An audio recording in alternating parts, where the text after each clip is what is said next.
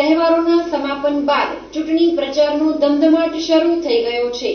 ગત ટર્મમાં વિપક્ષી નેતા રહી ચૂકેલા રાજેન્દ્રસિંહ જાડેજાએ સહયોગનગરથી શરૂ કર્યો પ્રચાર, તો પ્રજા ચૂંટણી પર્વ ઉજવવા તૈયાર।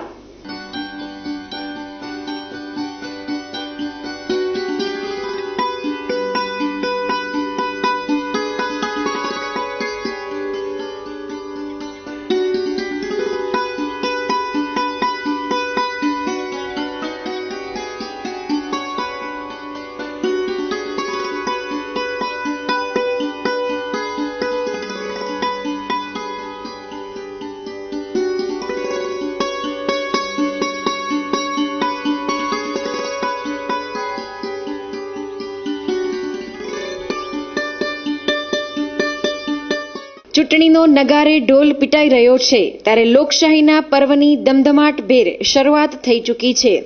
ઉમેદવાર પોતાના પ્રચાર માટે પોતાના વિસ્તારોના મતદારોને મળી રહ્યા છે ત્યારે રવિવારે સવારે ગત ટર્મમાં વિપક્ષી નેતા રહી ચૂકેલા રાજેન્દ્રસિંહ હકુમતસિંહ જાડેજા તથા તેમની પેનલના મહિલા ઉમેદવારો પુનિતાબેન ચૌહાણ અને પોતાના ટેકેદારો સાથે સહયોગનગરના રહેવાસીઓને ઘરે ઘર મળી પોતાના પ્રચારના શ્રી ગણેશ કર્યા હતા। આમ તો પ્રજા નગરસેવકોના કામથી કંટાળેલી છે ત્યારે આ વિસ્તારમાં રાજેન્દ્રસિંહ જાડેજાને કારણે મતદારોમાં એક આશાનું કિરણ નજરે પડ્યું હતું। સૌપ્રથમ સાંભળીએ સહયોગનગરમાં રહેતા મહિલાની લાગણી। મારું નામ જયમિની જીતેન્દ્ર ઘોર છે। હું અહીંયા સહયોગનગરમાં જ રહું છું, પણ ઘણા ટાઈમથી અમને છે ને આ પ્રશ્નો બહુ જ સતાવે છે, પાણીનો, કચરાનો, રોડનો। અમે બહુ જ તંગ આવી ગયા છીએ। રજૂઆત કરવા જઈએ છીએ તો યા તો એ લોકો હાજર નથી રહેતા ને એવું બધું કરે છે। એટલે અમે આ વખતે 5 વર્ષથી અમે ભાજપને ચાન્સ આપ્યો છે, હવે એક વખત છે ને અમે કોંગ્રેસને ચાન્સ આપવા માંગીએ છીએ।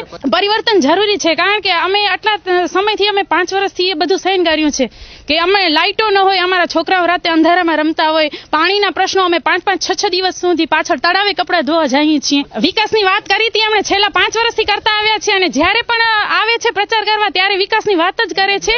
અને અમે અમારા કાઉન્સિલર, અમે 5 વર્ષથી કાઉન્સિલર અમારા કોણ છે અમે જોયા જ નથી। એટલે આ વખતે અમે બધાએ નક્કી કર્યું છે અને હજી પણ અમે આજના પ્રચાર પછી પણ બીજો પ્રચાર કરશું અને અમે છે ને કોંગ્રેસને લાવવાની કોશિશ કરશું, કારણ કે અમને પરિવર્તન જોઈએ છીએ। અમને છે ને રાજેન્દ્રભાઈ જેટલા એમના હું ન્યૂઝ જોઉં છું, રાજેન્દ્રભાઈના બધા શબ્દો અત્યાર સુધી બધા કડકડાટ છે અને જે આમ પ્રશ્નો માટે છે ને આગળ વધે છે એ બધાને પણ ખ્યાલ છે।